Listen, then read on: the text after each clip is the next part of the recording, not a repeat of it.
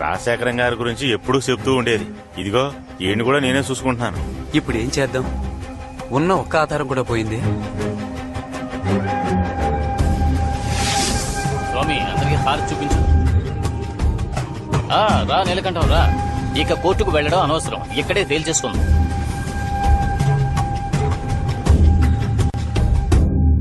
నువ్వు లాయరుగా కోర్టులో తేల్చుకోవచ్చు కదా. కోర్టుకు వెళ్లే ముందు ఊరు పంచాయతీలో మాట్లాడి సెటిల్ చేసుకునే దారి ఉంది కదా. అంతేకాదు ఇలాంటి కేసులు అంత తొందరగా తేలవు.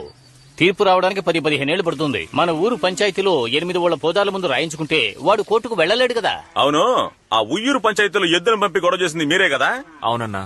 మీకు మా ఊళ్ళో పంచాయతీ పెట్టం. కావాలంటే మీరు కొండపల్లికి వెళ్ళండి, వాళ్లే మీకు కరెక్ట్. కొండపల్లి వాళ్ళెవరో మనకు తెలియదన్నా. అక్కడికి వెళ్తే ఎలా ఉంటుందో తెలియదు. మీరే ముందుండి పంచాయతీ. లేదయ్యా, పంచాయతీ పెట్టడం కుదరదు. ఎందుకు కుదరదు అంటున్నావు? ఉయ్యూరులో ఎద్దును పంపినట్టు ఇక్కడ పుల్ని పంపిస్తారా? మన ఊళ్ళో ఎవడు ఏం చేయలేడు, చెయ్యనేమో కూడా. చూడు బాబు,